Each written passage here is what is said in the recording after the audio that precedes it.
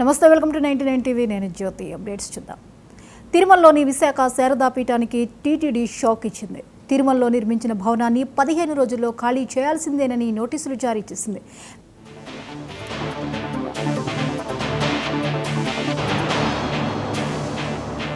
ఈ అంశంపై మరిన్ని అప్డేట్స్ని మా ప్రతినిధి మున్రాజ్ అందిస్తారు. మున్రాజ్, విశాఖ శారదా పీఠాన్ని ఖాళీ చేయాల్సిందిగా టీటీడీ నోటీసులు జారీ చేసింది. వివరాలేంటి?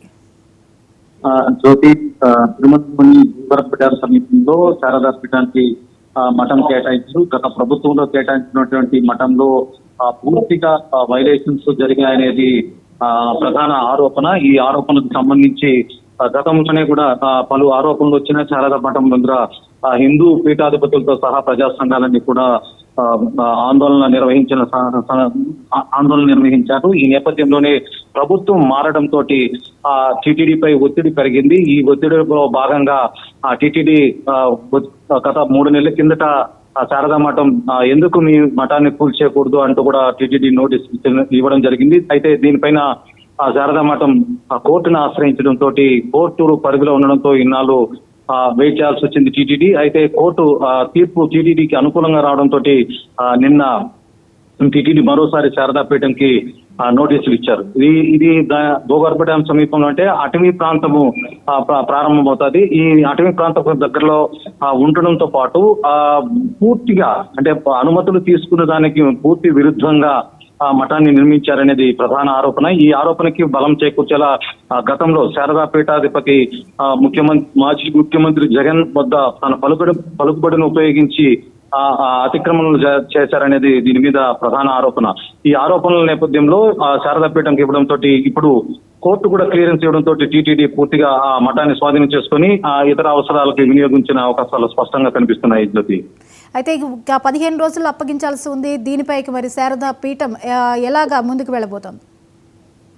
శారదా పీఠంకి ఇప్పటికే అన్ని దారులు మూసుకుపోవడంతో ఖచ్చితంగా టీటీడీ ఇచ్చిన నోటీసు స్పందించి స్పష్టంగా తమ మఠాన్ని టీటీడీకి అప్పగించాల్సిన పరిస్థితి ఎదురవుతుంది. అయితే మరోసారి అంటే సుప్రీంకోర్టును ఒకవేళ ఆశ్రయించే అవకాశాలు అయితే స్పష్టంగా కనిపిస్తున్నాయి. అయితే పొలిటికల్ మోటివ్ తోటి జరిగినటువంటి ఈ ఇన్సిడెంట్ లో ఖచ్చితంగా పై కోర్టుకు పోతారనేది మఠం అంత సాహసం చేయకపోతేనేది స్థానికుల అభిప్రాయం. ముఖ్యంగా హిందూ సంఘాలతో పాటు ప్రజా సంఘాలు కూడా ఈ మఠం యొక్క వైఖరి లేదా ఆయన పీఠాధిపతిగా అంగీకరించడాన్ని పూర్తిగా వ్యతిరేకిస్తున్నారు. ఈ నేపథ్యంలోనే ఈ మఠానికి అంటే గత ప్రభుత్వంలో పూర్తి స్థాయిలో ఆధిపత్యం చెలాయించడంతో పాటు విశాఖలో కూడా పూర్తిగా అంటే ప్రభుత్వాన్ని అడ్డం పెట్టుకుని ఆ మఠం భూ ఆక్రమణలకు పాల్పడడంతో పాటు అతి చౌకగా ఆ భూములు కొట్టేసిందనేసి ప్రధాన ఆరోపణ వచ్చింది. దీనిపైన ఇప్పటికే కూడా రెవెన్యూ శాఖ ఆధ్వర్యంలో సర్వే జరగడంతో పాటు ఆ ప్రభుత్వం సీరియస్ అవడంతో పూర్తిగా అధికార యంత్రాంగం అంతా కూడా వారికి మఠం చేసిన వైలేషన్స్ అన్నిటిపైన కూడా పూర్తి నివేదిక ఇవ్వడంతో ప్రభుత్వం కఠిన చర్యలు తీసుకునే దిశగా సాగుతుంది. కాబట్టి ఖచ్చితంగా శారదాపీఠం టీటీడీకి తమ మఠాన్ని అప్పగించాల్సిన పరిస్థితి ఎదురవుతుంది. జ్యోతి, రైట్, థ్యాంక్ యూ మున్రాజ్.